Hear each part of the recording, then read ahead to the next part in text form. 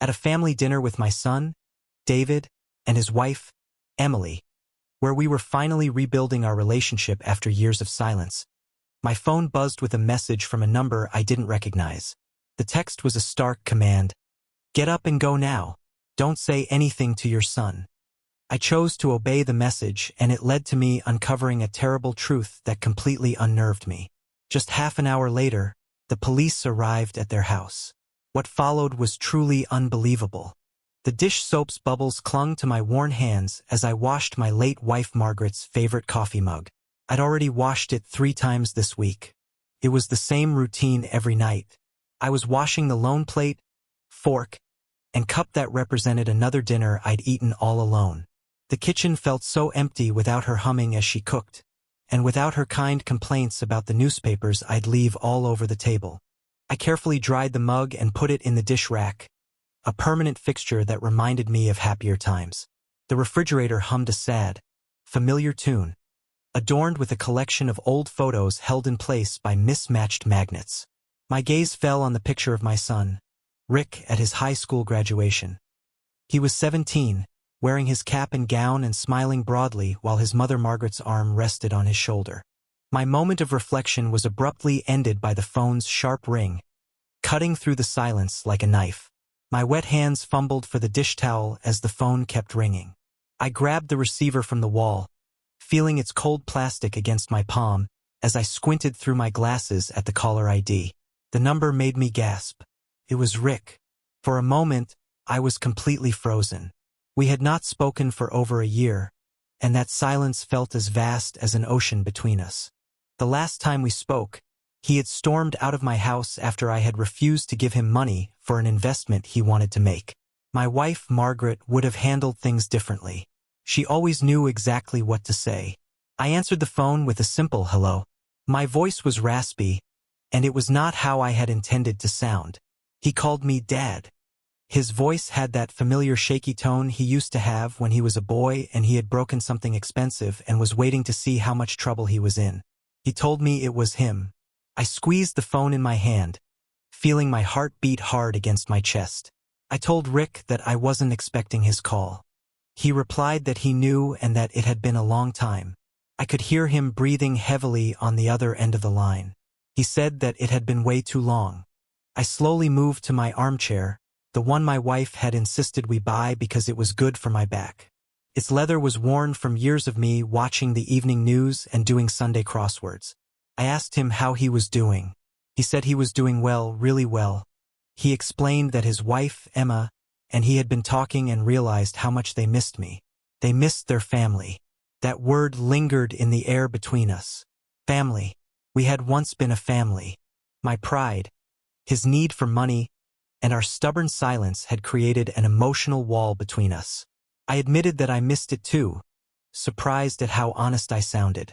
He asked me if I would come for dinner that evening. Emma was making my favorite pot roast, and he wanted to have a real conversation with me just like we used to. I stared at the family photo on the side table.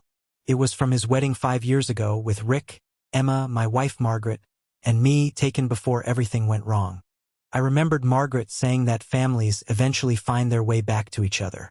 I was surprised, and my voice gave it away as I asked if he meant tonight. He explained that he knew it was short notice, but Emma had already started cooking and they didn't want to wait any longer. They had wasted enough time. Something in his voice deeply affected me. It was the same vulnerability I remembered from when he was a little boy who was afraid of thunderstorms. Maybe Margaret was right. Maybe families really could heal. I asked what time to come. I heard myself say, 7:30. He would text me the address. They had moved to Montclair the year before. Montclair was an expensive area, but my son Rick had always been ambitious. He told me that I would be there. His voice was softer. He thanked me for giving them a second chance. After we hung up, I sat at my desk, holding the family photo in my trembling hands. Margaret smiled up at me from the frame, and I could almost hear her voice telling me it was time to come home. The silence that followed felt different, full of hope instead of emptiness. I carefully placed the photo back on the table and got up with a sense of purpose I hadn't felt in months. I knew tonight would be different. I would have my son back. My bedroom upstairs felt like a museum of memories. My wife Margaret's perfume bottles still stood on her dresser, with dust motes dancing in the light that came through the lace curtains.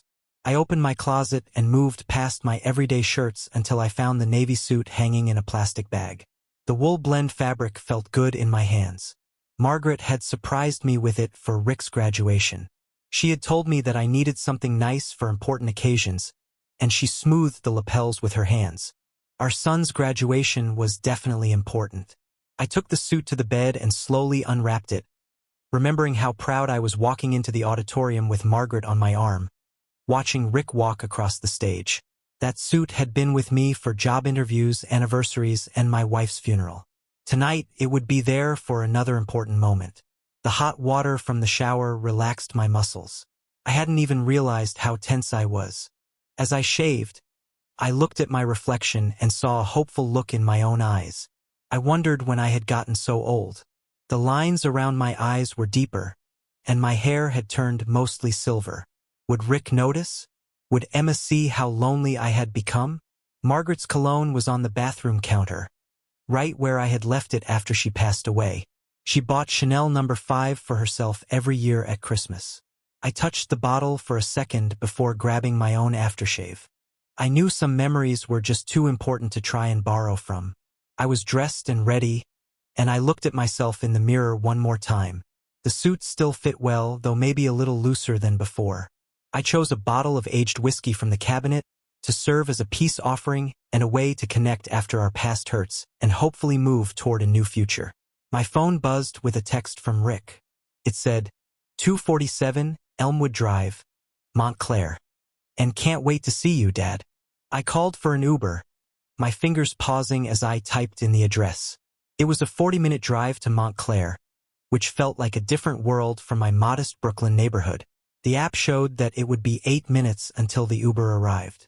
Standing by my front window, I watched the familiar brownstones blend into the evening shadows. Mrs. Chun from next door waved from her stoop, and I waved back, feeling a sense of happiness I hadn't felt in months. Maybe tonight everything would change. Maybe a family could really come back together again. The Uber arrived exactly on time, a clean sedan with a friendly driver who made a comment about the beautiful weather. As we left the curb and Brooklyn gave way to the highways and the suburbs, I watched the world outside the car window change. The houses got bigger, the lawns more perfect, and the driveways wider. By the time we crossed into New Jersey, I was looking at mansions that could have fit 6 of my family's houses. The driver noted my expression and told me that Montclair was a beautiful area. He said that there were a lot of successful people who lived there. I replied that I was visiting my son, and I felt proud, even though I was confused about how Rick could afford all of this luxury. He told me that I was a lucky man to have family in a place like that. I thought that I was lucky, but a sense of worry was starting to creep into my excitement. How had Rick been able to afford a house in one of the most expensive areas in New Jersey? The Uber came to a stop in front of a house that looked like it belonged in a magazine. I froze in the back seat, looking at the stone columns and the perfectly manicured topiaries that probably cost more than my monthly rent. A circular driveway wrapped around an ornate fountain with water dancing in the early evening light. A Mercedes and a BMW, 2 luxury cars, were parked there, looking like shiny examples of success. The driver told me that this was the place. He told me it was a beautiful place. My hands were shaking a little as I fumbled with my wallet, paying the driver and adding a large tip. I thanked him and wished him a good evening. The car door felt much heavier than it should have as I stepped onto the perfect pavement. My worn but polished shoes made a clicking sound on the stone as I walked toward the entrance, which could have been for a small hotel. Perfectly trimmed hedges lined the walkway, and motion sensor lights came on, shining on me as I walked up. Before I even had a chance to reach for the doorbell, the huge wooden door swung open. A middle-aged Hispanic woman with kind, graying hair stood in the doorway, wearing a crisp black dress that made it clear she was a professional housekeeper. Her smile seemed real, but I thought I saw a quick flash of something else in her eyes. A concern or a warning. The expression was gone so quickly that I wondered if I had imagined it. She greeted me warmly, saying Mr. Miller, and stepped back to let me into the foyer, which was larger than my entire living room. She introduced herself as Maria and told me that Rick and Emma were very excited that I was there. The interior was amazing and left me breathless. The marble floors went all the way to a curved staircase that looked like it was from a movie about wealthy people. Crystal chandeliers gave a warm light to oil paintings that looked real and expensive. There were real fresh flowers, not the fake ones I was used to, and they gave off a faint scent. Rick called out to me. His voice came from a different part of the house, and I heard his footsteps as he came closer. He came into the foyer looking like a model from a magazine. He was wearing an expensive suit and had a perfect haircut. His teeth were definitely not that white at his graduation. When he reached me, he hugged me tightly, and the hug lasted a little too long. He told me I looked great and then stepped back to look at me, with eyes that looked both grateful and worried. He told me again that I looked great.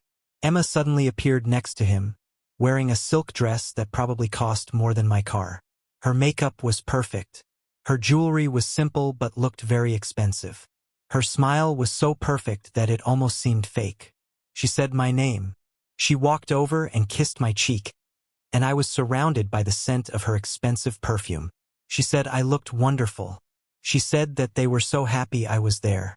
I smiled, still shocked by how luxurious everything was around me. I told them that the place was incredible. I asked how they got into real estate. Rick interrupted quickly with a laugh that sounded a little too happy. He said that he caught the market at the perfect time. Mostly it was just lucky timing. His tone made me pause, but Emma had already taken my arm in a practiced, graceful way. She told me to come on and get settled. She asked Maria to take my coat. I handed over my jacket, which was my best one, even though it suddenly felt old and worn out in this setting. Maria took it with another of those kind but worried smiles and disappeared toward what I imagined was a large coat closet. I told them that I had brought something and offered them the whiskey I had chosen so carefully. I said that we could share a drink. Rick's face lit up as he looked at the label. He told me that it was fantastic. He said that I shouldn't have brought it, but he was glad I did. He clapped me on the shoulder with a sort of fake enthusiasm. He told me that Emma had been cooking all afternoon. She remembered how much I loved pot roast. I wondered how Emma remembered my food preferences. We had only eaten together maybe 3 times in 5 years, and I didn't remember ever talking about pot roast. But her smile was so warm and welcoming that I decided to not think about it. I told her that she was very kind, and I meant it, despite being confused. She told me smoothly that family takes care of family and linked her arm through mine. That's what was most important. Rick led us toward what I thought was the dining room, and his walk was confident, but his eyes looked worried. Maria had disappeared somewhere into the house, and we were left in this perfect picture of a family reunion. As we walked through rooms that looked like they were from a magazine, I tried to figure out how Rick had gotten so rich when he had asked me for money just a year ago. The dining room was like a room from a period drama. There was a mahogany table set for 4 with beautiful china that caught the light from the chandelier above. Silverware shined against the white linen, and I could smell the pot roast coming from behind the swinging doors. The swinging doors probably led to a kitchen that was larger than my entire apartment. I was genuinely shocked and whispered that it was beautiful. Emma beamed at my compliment. She said that they wanted tonight to be special. They wanted to start over. All of us. As Rick pulled out my chair with the ease of someone who was used to formal dining, I found myself wishing that Margaret could see this moment. Her son had done well for himself, finding success that was beyond our modest dreams. Maybe she would have been proud of how he had turned out. Maybe she would have approved of the chance at reconciliation that I was about to take. The dining room felt like a scene from a lifestyle magazine. The crystal glasses caught the light from the chandelier, making small rainbows on the white tablecloth. Silverware shined against the bone china, which probably cost more than my monthly rent. Every place setting looked like a work of art. There were multiple forks placed with military-like precision. The cloth napkins were folded into perfect peaks. I whispered that it was incredible, running my fingers along the polished edge of the mahogany table. Rick smiled as he pulled out my chair at the head of the table. He said, "Only the best for family reunions, right, Dad?" Emma sat gracefully on my left, and Rick sat on my right. Felt like they had planned where we would sit. Both of them were positioned where they could watch my every reaction and control the conversation. Maria appeared without a sound from what I assumed was the kitchen, carrying small appetizers that looked like tiny sculptures. Rick said that we would start with the whiskey I brought, and he was already opening the bottle. The amber liquid shone as he poured a lot into the heavy crystal glasses. He said that we should have a proper toast. He gave me a glass that was filled with more whiskey than I would have poured for myself. The whiskey felt warm in my chest as Emma raised her wine glass. She said, "To family, to forgiveness, and to new beginnings," with a radiant smile. Rick added, "To Margaret." And his voice was a little shaky. He said that she would have wanted us to be together like this. The whiskey burned sweetly as I drank it. I remembered Margaret saying that alcohol made people's hearts and tongues more open. I looked at all of the luxury around me and wondered what she would have thought of this show of wealth. Emma leaned forward and asked me about my restaurants. She seemed to be really interested. Rick had told her that I had built an empire from nothing. I told them that empire was too big of a word. I took another sip of whiskey and felt very relaxed. I told them that it was just a lot of hard work and believing in people. I told them that Margaret had always said to treat employees like family and customers like friends. Rick told me not to be modest. He refilled my glass before I even realized it was empty. He said that I had 7 locations now. That was impressive no matter how you looked at it. I thought about how he had kept track of the number. He had kept track, even while we weren't speaking. I felt a sense of happiness in my chest. Maybe he had cared more than I had thought. Maria served the soup with skill, but I noticed her hands shaking a little as she placed the bowl in front of me. It was a rich lobster bisque in a delicate porcelain bowl. It was another reminder of how far we had come from my small kitchen in Brooklyn. Emma casually asked me if I ever thought about retiring. She cut her bread with perfect precision and told me to slow down a little bit. I told them that the restaurants kept me busy. My wife Margaret and I had built them together. I was drinking more than I usually did. The good company and nice alcohol were making me less reserved.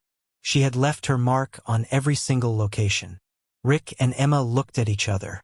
I pretended not to notice. They seemed to be communicating without saying anything, like couples do after being together for a long time.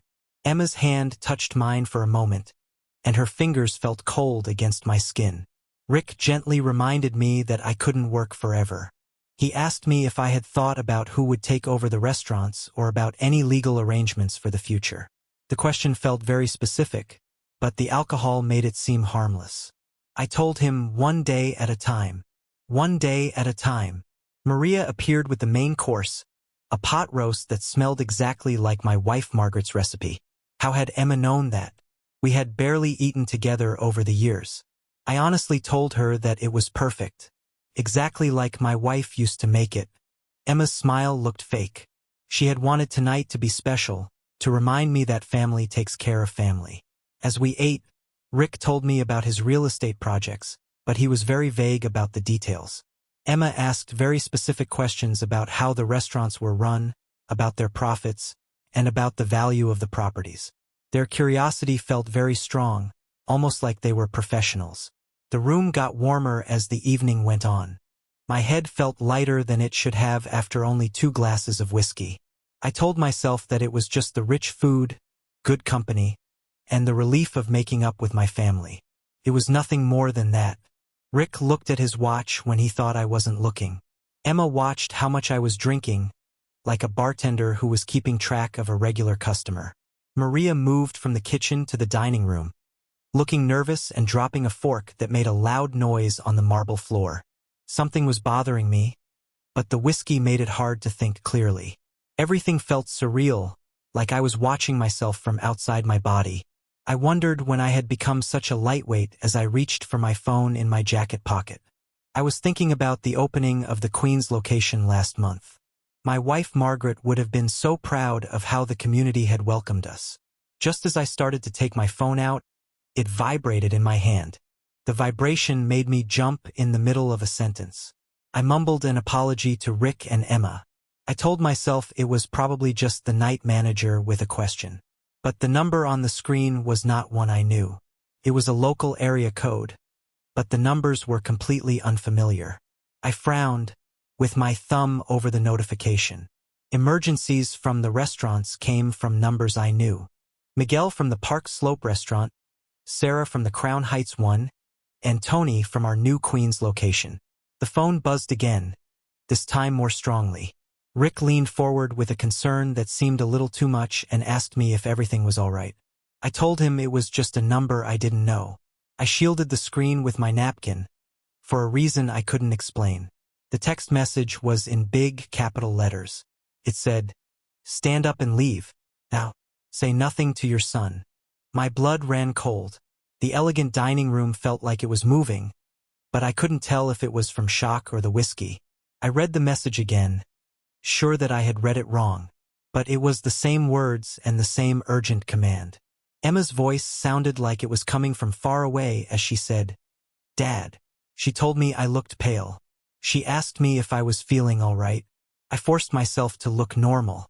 I put my phone back in my pocket with hands that were shaking. I told them that I was fine, just that the rich food was affecting me more than I had expected. But I wasn't fine at all. Someone I didn't know had my private number, knew where I was, and felt the need to warn me about something. About Rick. About this perfect evening that suddenly felt like a performance. The whiskey glass in my hand caught the light from the chandelier, and the amber liquid moved as my fingers shook a little. I wondered when I had gotten so dizzy. 2 glasses should not have affected me this much.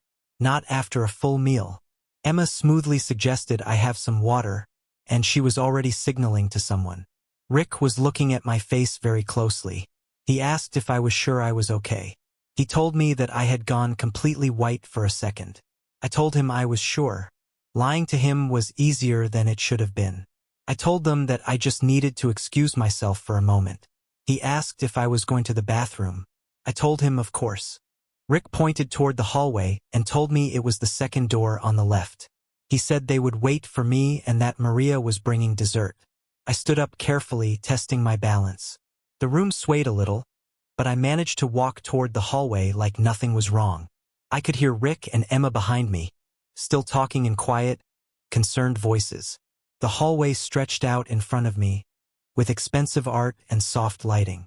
The second door on the left was supposed to be a powder room, but instead of turning, something made me keep going toward what looked like the kitchen. The anonymous message was seared into my mind. The person who sent it knew something I didn't. They thought I was in so much danger that they were willing to take a risk to warn a stranger. Maria was at a huge sink, washing crystal glasses very carefully. Her back was to me, but she didn't react to my presence, even though my footsteps on the marble floor must have been loud. She kept working as if I weren't there. The kitchen's back door was just past her, leading to a garden. It offered freedom, fresh air, and a place to think clearly away from Rick and Emma's watchful eyes. I moved past Maria without a sound, expecting her to turn, to ask me why I was there, or to warn my hosts. She never looked up from what she was doing, though her shoulders got a little tense as I went by. The door silently opened to a perfectly manicured lawn that could have been at a country club. Motion sensors lit up my path across the grass toward a gate in the back fence. My phone felt heavy in my pocket, with its mysterious warning. Street lights beyond the fence promised anonymity and distance from whatever danger had caused the urgent message. I walked faster, and my dress shoes slid a little on the wet grass, but I didn't care about the stains or how I looked anymore. The gate opened onto a quiet street full of mansions that probably hid the secrets of millionaires. My fingers were shaking as I took out my phone, opened my ride-sharing app, and requested a pickup a block away from Rick and Emma's house. The app said the car would be there in 5 minutes. I had 5 minutes to figure out if I was just being paranoid or if I was protecting myself from something real. The phone felt like it was evidence of a conspiracy or just my own paranoia.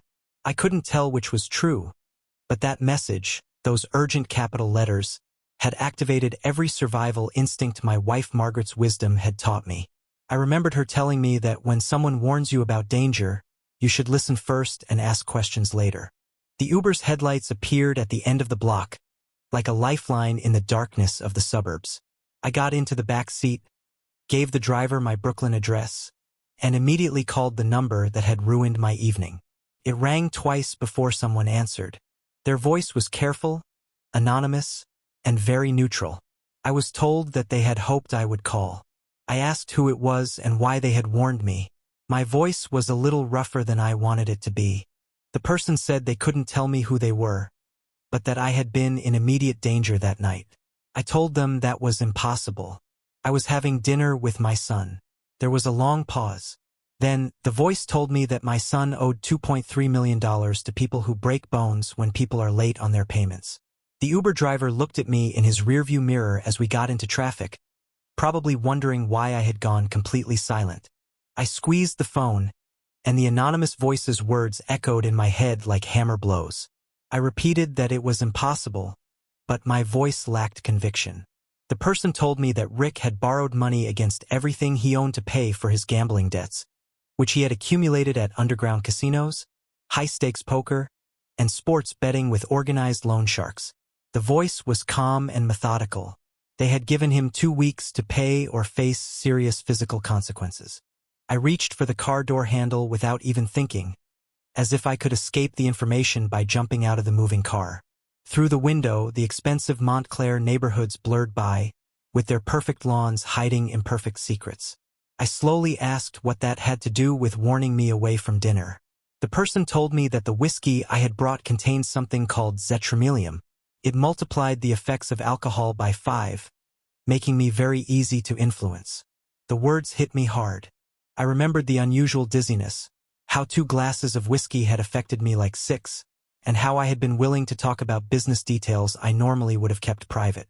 I stopped, remembering how eagerly Rick had opened my gift, how carefully Emma had monitored how much I drank, and how they had coordinated refilling my glass before I even noticed it was empty. The person said that legal documents had already been prepared. They would transfer my restaurant properties and business assets. A power of attorney would give my son full control. The only thing missing was my signature. The Uber driver kept his eyes on the road, professionally ignoring the fact that his passenger was clearly upset. I looked out at the suburban streets, which suddenly looked sinister, with every well-lit window potentially hiding similar betrayals. I asked how they knew all of this. They said that didn't matter. What mattered was that I had escaped before I had signed anything. Zetramelium combined with alcohol could cause memory gaps, which would have made it easy for them to claim that I had willingly transferred everything. I thought about Rick's nervous energy, Emma's fake warmth, and their specific questions about succession planning and retirement. The evening played back in my mind with a horrifying new context. Every toast, every refilled glass, and every planned touch had been a strategic move to lower my guard.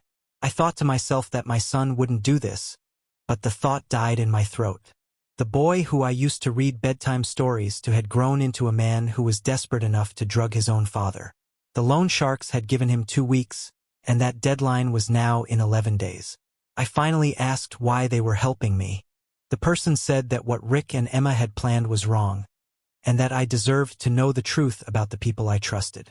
The anonymous caller knew details that a stranger shouldn't have known, like the debt amounts, the drug name, and the specific details of the documents. It was someone with a lot of access to Rick and Emma's plan. I had a sudden realization. Maria, the person on the phone, was silent. Her nervous behavior during dinner, the way she had avoided eye contact, and her deliberate lack of reaction when I had passed through the kitchen, all made sense. She had known about the plan and had chosen her conscience over her job. I quietly thanked her. She told me not to thank her yet. She said that they would realize I was gone soon, and that Rick was desperate enough to try again, maybe with more dangerous methods. The Uber kept going toward Brooklyn, and every mile was more distance between me and the son I thought I knew. My phone showed 3 missed calls from Rick's number. He was probably wondering what was taking so long in the bathroom. I asked what I should do. She told me to protect myself. I should change the locks, tell my lawyers, and move my money to accounts Rick couldn't get to. She said that he knew my business very well and knew all of my vulnerabilities and routines. The driver caught my eye in the mirror and told me we were halfway to Brooklyn. He asked if I was all right.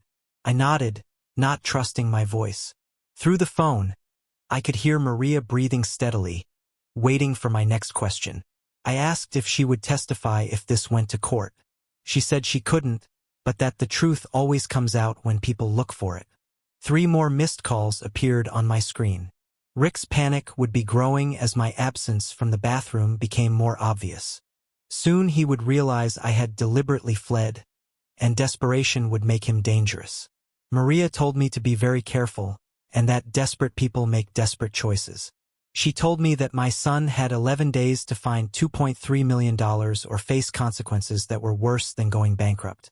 The call ended, and I was left alone with the driver's soft jazz music and the weight of my family's complete destruction. In one evening, I had gained my son back and lost him all over again. I had learned the price of trust and the cost of being naive. My phone buzzed with a text from Rick. It said, "Dad, where are you? We're worried sick." I stared at the message and then deleted it without responding. The man who had sent those words had planned to drug me and steal everything my wife Margaret and I had built together. The Uber driver gently cleared his throat and asked me if we were still going to the original address. I looked at the city lights reflecting on the dark water, and then back at my phone, which still showed the route to Montclair. Safety was ahead of me in Brooklyn, but a confrontation was waiting for me back in New Jersey. For the first time in my life, I had to choose between protecting myself and protecting what was left of my family. The familiar Brooklyn skyline was visible through the windshield, promising safety and the comfort of my worn armchair, where the memory of my wife Margaret lived in every thread. But safety felt cowardly now, knowing what Rick was capable of doing to others. If he got desperate again, he would try this with someone else. I took Margaret's wedding photo from my wallet. Its edges were soft from years of me holding it, and her smile was as radiant as it was on the day we had promised to build something meaningful together. She would never back down from difficult conversations or choose comfort over doing what was right. I whispered to her image that I would not run. The driver caught my eye in the rearview mirror and asked if everything was all right. I told him that it wasn't. I sat up in my seat, and my decision was clear. I needed to make a phone call, and then we were changing our destination. My fingers were shaking as I dialed 911. It rang twice, and then a professional voice answered. I told them that my family was trying to poison me for money. The words sounded unreal as I said them, like they were from a television show. I told them that I had evidence and that they were still at the location with prepared legal documents. The dispatcher asked if I was in immediate danger. I told them that I wasn't right now, but that I needed officers to go to 247 Elmwood Drive, Montclair, New Jersey. I told them that I was returning there to get evidence. The dispatcher asked me a lot of questions quickly. The type of poison, the number of suspects, and if there were any weapons. I answered them carefully. My business training had taken over. I gave them clear facts, specific details, and useful information. She told me that officers were on their way and that they would arrive in about 20 minutes. She strongly advised me not to go back until I knew what the risk was. Margaret's photo stared up at me, and her eyes had that look she would have when I needed to be braver than I felt. But I knew that if I didn't go back, they would destroy the evidence and try this with someone else. After I hung up, I leaned forward to the driver. I told him that our plans had changed. We were going back to Montclair. He told me that I seemed very upset and that I should think about this. I told him that it wasn't a quick decision. I looked at him in the mirror and told him that sometimes you have to choose between being safe and doing what is right. The return trip felt different from the first drive. The street lights gave me a sense of purpose instead of hurt and confusion. Each mile brought me closer to confronting the son I had raised, the family I had trusted, and the future I would have to rebuild from nothing. I felt like Margaret's voice was whispering to me from the photograph, telling me that family means telling the truth, even when it hurts. 20 minutes later, we turned onto Hill Street. Police cars were coming from the opposite direction. Their lights were off, but it was clear they were police. My heart beat fast against my chest as I realized this was really happening. I was about to destroy my family to save myself and maybe others. I told the driver to wait around the corner because this might take a while. Walking up the curved driveway felt like I was going to my own execution. The mansion's perfect appearance hid a lot of evil and desperate betrayal. My hand was shaking as I reached for the doorbell. It was time to face my son. The chimes from the doorbell echoed through the mansion like a death knell. I heard footsteps coming quickly to the door. Rick yanked the door open. His face showed relief and suspicion. He asked me where I had been. His smile looked fake. He told me that they had been worried sick. I forced my voice to sound apologetic and told him that I needed some fresh air because I felt dizzy after the rich food. He narrowed his eyes and asked if I was dizzy. He said that I had been gone for almost half an hour and that Emma thought something terrible had happened. I told him that I had lost track of time. I told him that he had a beautiful neighborhood. I walked further inside, and Emma appeared behind Rick. Her designer dress was wrinkled from nervous pacing. Her perfect smile was gone for a moment, revealing raw panic. She said my name. She told me that I had scared them. She reached for my arm with hands that were shaking. She asked if I was feeling better. I told her that I was feeling much better. I let her guide me back inside, and her grip was too tight and lasted too long. I told her that I just needed to clear my head. She laughed nervously and said that maybe I had too much wine with dinner and suggested that we should have something lighter next time. Next time. As if there would be one after tonight. I told them that I always had a strong constitution and that it took more than good food and wine to slow me down. Maria appeared with fresh water glasses, moving quickly. When she placed mine in front of me, her fingers brushed the edge of the table, and her hand was shaking a little. Rick looked at his watch, and it was a subtle gesture that I almost missed. Whatever timeline they were working against was getting shorter. He said with a forced cheerful voice that since I was feeling better, maybe we could continue our evening. He said that he knew Emma was looking forward to more conversation. Emma smiled, and it looked like it could have powered the chandelier. We had so much to catch up on, but something had shifted during my absence. Their desperation was showing through their fake performance, and I could feel the evening building toward a climax. Rick suddenly stood up and went to the liquor cabinet. He told me that we should have one more toast before the evening ended. Rick's hands were shaking as he poured whiskey into fresh crystal glasses. I watched him, and I noticed that he added extra liquid to my glass that caught the light differently. I casually started telling them about the day he was born. He got a little tense. He told me that it was sweet, but that we should toast first and that the whiskey was too good to let it get warm.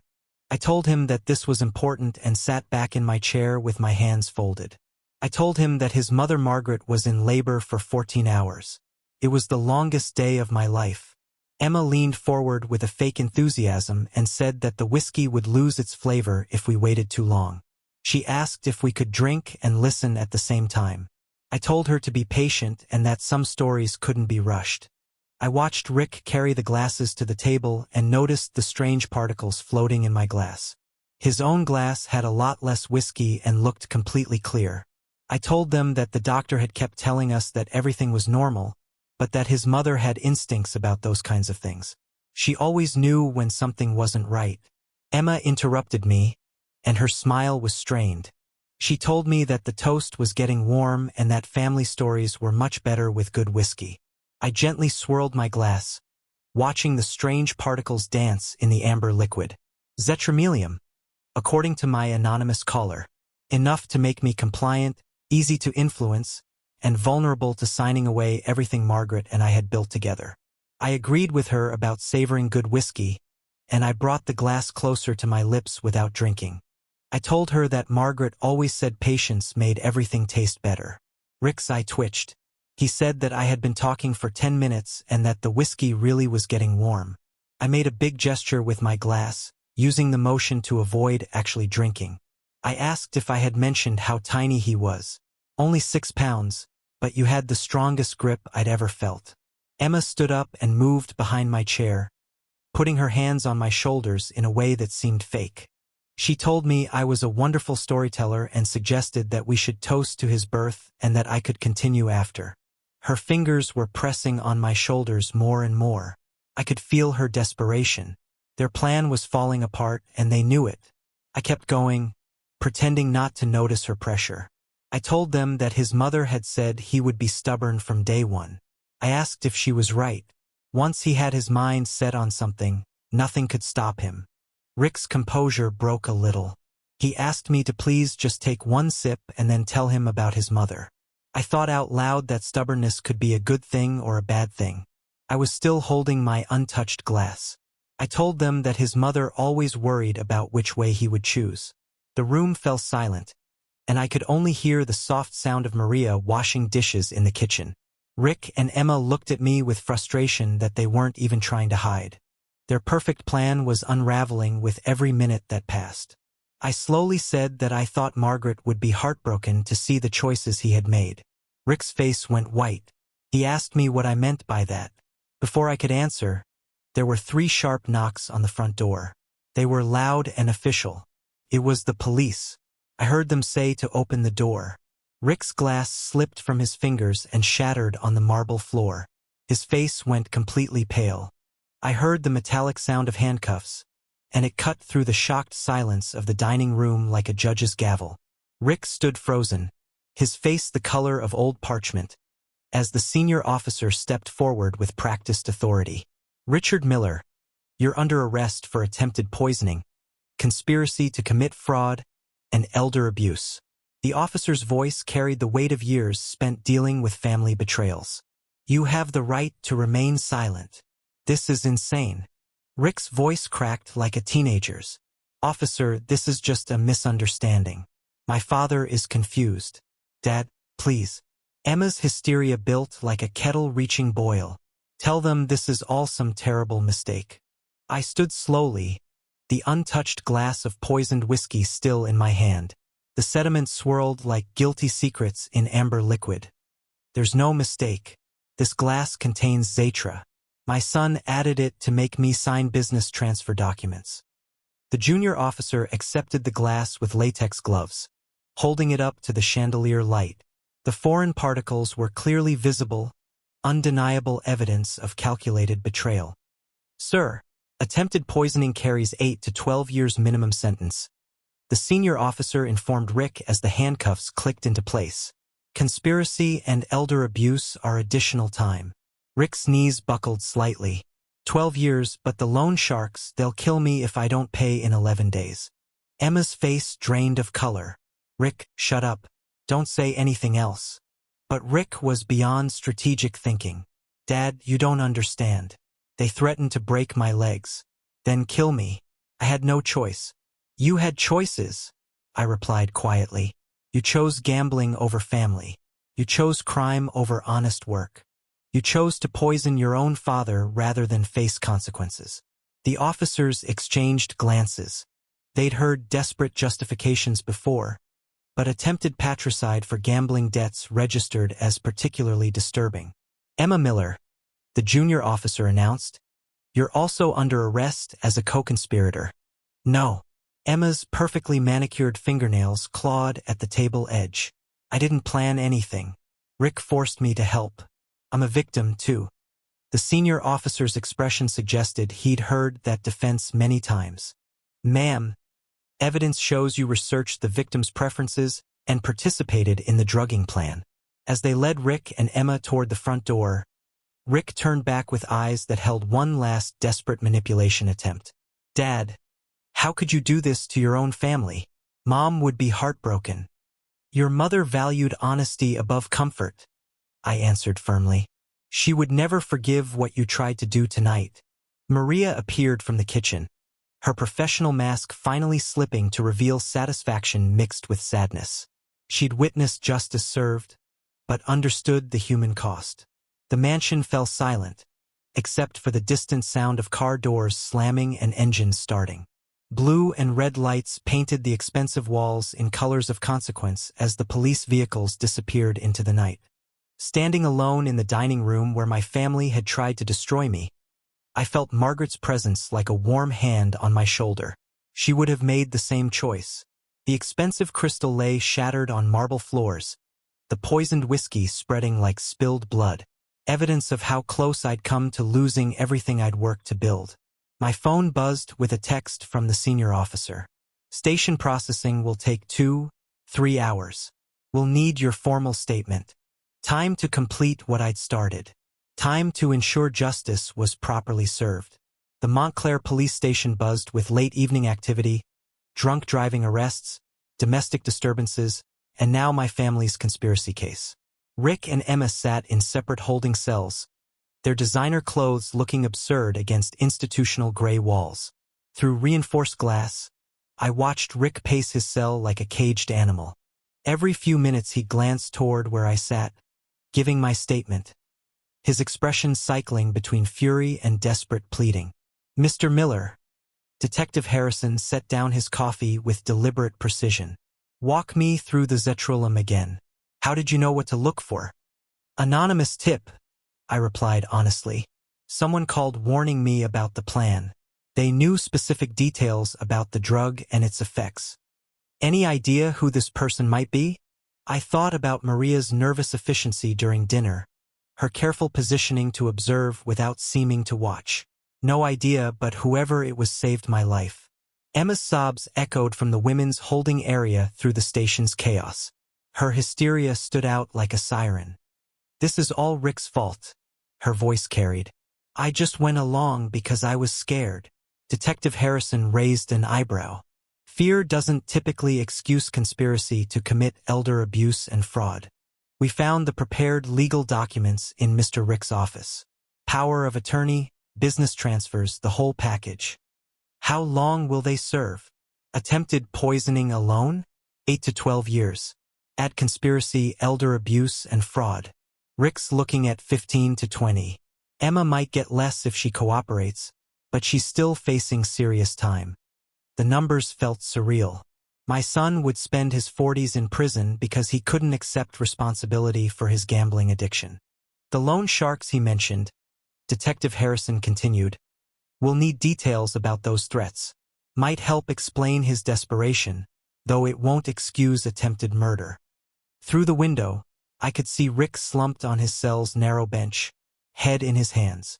20 years of my life raising him, teaching him right from wrong, building a legacy he could inherit, all destroyed by his inability to face consequences like an adult. "Dad." His voice suddenly boomed through the station as he spotted me through the glass. "Please, I'll pay it all back. I'll go to treatment. I'll change." The same promises he'd made during our last argument about money. The same manipulation that had worked when he was younger, and I was more naive about enabling destructive behavior. "Mr. Miller." Detective Harrison observed my son's outburst. "He's going to keep trying to manipulate you. Standard pattern with family financial crimes." "I know. His mother always said I was too soft with him. Maybe if I had been stronger earlier." "Not your fault, sir. Adult children make their own choices." Emma appeared at her cell window. Makeup streaked down her cheeks like war paint. "Jonathan, please talk to them. Tell them I was coerced. I never wanted to hurt you." Her desperation felt familiar. The same tone Rick had used when caught in childhood lies. Neither of them accepted responsibility. Both blamed circumstances beyond their control. "Detective, I need to ask you something important." I leaned forward, decision crystallizing. "The anonymous person who warned me, they risked everything to save a stranger. If I knew who they were, I'd want to help them." "Understood. If they come forward, we'll make sure their cooperation is noted." The station's fluorescent lights hummed overhead, casting harsh shadows that revealed truth without flattery. My family's perfect facade had crumbled completely, exposing the desperate criminality underneath. 3 hours later, paperwork complete and formal statements recorded, I stood in the station lobby. The officer approached with car keys. "Ready to go home, Mr. Miller? We'll drive you back to Brooklyn." I pulled out my phone, staring at the number that had saved my life. "Actually, I need to make one call first to thank someone who deserves to know how this ended." The phone rang twice before a familiar voice answered, no longer disguised by fear, but warm with genuine concern. "This is Maria Gonzalez. How are you, Mr. Miller?" "Maria." Relief flooded through me like warm sunlight. "You were right there the whole time. You saw everything and still found the courage to save me." "I couldn't let them hurt you. You treated me with kindness when your son and his wife treated me like furniture." Sitting in the police station lobby at nearly midnight, I found myself crying for the first time since Margaret's funeral. Not from pain, but from overwhelming gratitude for this woman's moral courage. Maria, how did you know about the Zatra, the documents, all of it? 3 days ago, I was cleaning Mr. Rick's office when I heard them planning. They spoke as if I wasn't human, like I couldn't understand English or wouldn't matter if I did. The casual cruelty struck me harder than the attempted poisoning. My son had become someone who dismissed human dignity based on job titles and immigration status. They discussed everything: the drug, how much to use, where to hide the papers. Miss Emma researched your favorite foods, your business routines, everything needed to manipulate you. You risked your job, possibly deportation, to warn a stranger. Not a stranger, her voice softened. A good man who reminded me of my father. Someone who said please and thank you and actually looked at me when speaking. The police officer gestured that my ride was ready, but this conversation mattered more than convenience. Maria, I need to ask you something important. Do you have another job lined up? No, sir. After tonight, I doubt I'll get references from the Millers. I own 7 restaurants in Brooklyn. I need a manager for my newest location. Someone I can trust completely. Someone with your moral character and judgment. Silence stretched across the phone connection. When Maria spoke again, her voice trembled with emotion. Mr. Miller, you don't have to. This isn't charity. I need employees who do the right thing when no one's watching. You proved tonight that you're exactly that person. The salary would be $60,000 to start, health benefits, profit sharing after 1 year, plus all the job training you need to advance in restaurant management. Maria's sobs were audible through the phone. Sir, I don't know what to say. Say you'll start Monday morning, 10 a.m. at the Crown Heights location. I'll be there to personally train you. The police officer waited patiently while I completed arrangements with Maria. Address exchange, start date confirmation, promise of work, visa assistance if needed. When I finally hung up, I felt lighter than I had in months. The ride back to Brooklyn passed in comfortable silence. Street lights illuminated familiar neighborhoods, where honesty still mattered more than wealth, where people worked hard without expecting others to fund their mistakes. My modest house welcomed me like an old friend. Inside, family photos covered the refrigerator. Rick at various ages, Emma at their wedding, Margaret smiling from better times. I removed Rick's photo carefully, not destroying it, but placing it in a kitchen drawer. Some memories deserved preservation, but not daily visibility. Emma's wedding picture followed. Margaret's photo remained on the refrigerator. Her smile approving of justice served and new friendships earned through moral courage. On my calendar, I wrote Maria, 10 a.m. Monday, in the space reserved for important appointments. Below that, new beginning. Outside, Brooklyn hummed with honest late-night activity. Night shift workers heading home, early shift workers starting their day. People who understood that integrity couldn't be purchased with borrowed money or stolen through family manipulation. Margaret would have loved Maria's story. She always said, the best employees were those who did right things for right reasons, regardless of personal cost. My phone buzzed with a final text from Detective Harrison. Both suspects formally charged. Trial scheduled for August. Your testimony will be crucial. I turned off the lights and headed upstairs, finally ready to sleep peacefully. Tomorrow would bring new challenges, but tonight justice had been served by good people making difficult choices. In my bedroom, Margaret's cologne still sat on the dresser, a reminder that love means protecting people from harm, even when that harm comes from family, especially when it comes from family.